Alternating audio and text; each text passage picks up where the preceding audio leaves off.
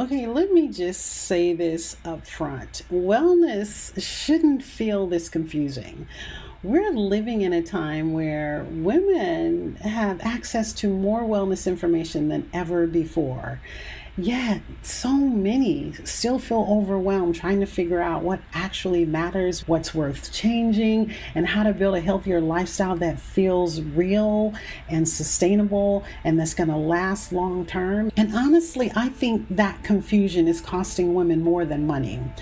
I think it's costing them peace, time, confidence in their own instincts. Sometimes even the ability to recognize what actually matters when it comes to sustaining their health long term. And I'm talking about not only theirs, but their family, their children's. So if you've been trying to make healthier choices, paying more attention, maybe even making a few cleaner swaps already, but you still feel like there's something missing, this episode is for you, because today I want to talk about why sustaining your health may have less to do with chasing wellness trends and more to do with changing the way you think about wellness altogether. So let's talk about it. Are you eating well, moving your body, maybe even reading labels and still thinking, I'm doing all the healthy things, so why do I still feel off? If that's you, you're in the right place. Welcome to Start Living Sustainable, the podcast where your health finally gets the foundation the other pillars need to work, because what you're exposed to in your home and on your body is quietly raising your toxic load and forcing your food and fitness to work harder than they should. Hi, I'm Cynthia, a non-toxic lifestyle strategist who learned the cost of exposure the long way, years before most women even know to look.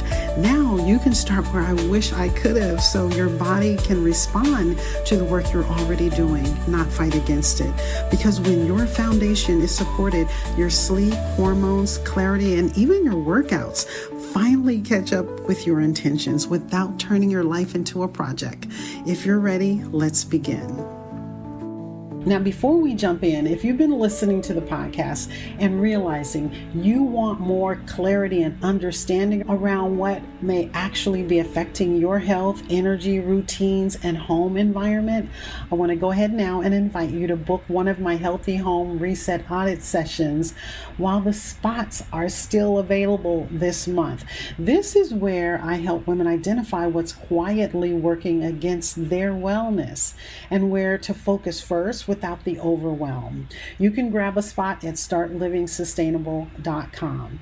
You know, I had a moment recently when I realized just how easy it is for women to get stuck in what I call wellness collecting, saving videos, scrolling, listening to podcasts, buying products, trying new things, but still not feeling fully sure about the decisions. It's a hit and miss. And honestly, I understand why, because there was a point in my own wellness journey years ago where I started realizing that almost every part of modern life was pulling women further away from the slower, intentional lifestyle many of us are actually craving, especially when I was working full-time in the fashion and textile industries. Once I started understanding how many chemicals, synthetic materials, fragrances, all the things, all that repeated exposure had quietly become normalized in everyday products. We're just used to synthetic this, fake that, and it's becoming more and more prevalent. I personally couldn't stop connecting the dots. Wellness is not just about products. It's about patterns, the way we think, the way we live, the habits we normalize, even the environment we create around ourselves every day. That's the part many women are still missing. A lot of women are becoming more aware. You're reading labels more carefully. You're paying attention to ingredients a little better, and you're trying to reduce your stress by any means necessary. You're trying to eat cleaner. You're trying to create a healthier home. And honestly, that awareness matters. But awareness alone does not create the transformation this lifestyle can actually have for you, because knowing something and building a lifestyle around it are two completely different things. And I think this is where many women quietly get stuck. They're consuming wellness information, but they don't yet have a system for how to actively live it out consistently. So instead of building momentum, they end up overwhelmed, trying too many things at once, starting and then stopping, second guessing themselves and wondering what actually matters most. And that cycle becomes exhausting because sustaining your health is usually not about one dramatic decision or change. It's about repeated decisions, repeated habits, routines, thoughts, right? And those repeated patterns quietly shape the quality of your health over time. One of the biggest mindset shifts I had personally was realizing that health is often shaped in ordinary moments in everyday life. The products that are touching our skin every day, those fragrances that are constantly circulating inside your home, the stress your body keeps carrying, the lack of rest you've normalized because you're grinding or you just have so many things on your to-do list that you don't have downtime until you go on vacation. And we can't forget those convenient habits you have on repeat because you're exhausted and you don't want to think about anything else. For example, a woman may spend money on supplements and wellness products, but she's still sleeping 8 hours a night, overwhelmed, overstimulated, rushing constantly, surrounded by heavy fragrances, eating emotionally or reactively, and running on stress hormones all day. So the issue isn't that she doesn't care.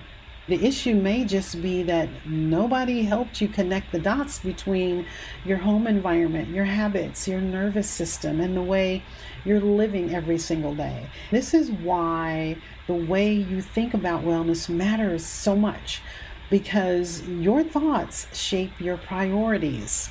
Your priorities shape your habits, and your habits quietly shape your future quality of life. And honestly, this is where many women accidentally make wellness harder than it needs to be because they think they need to overhaul everything overnight.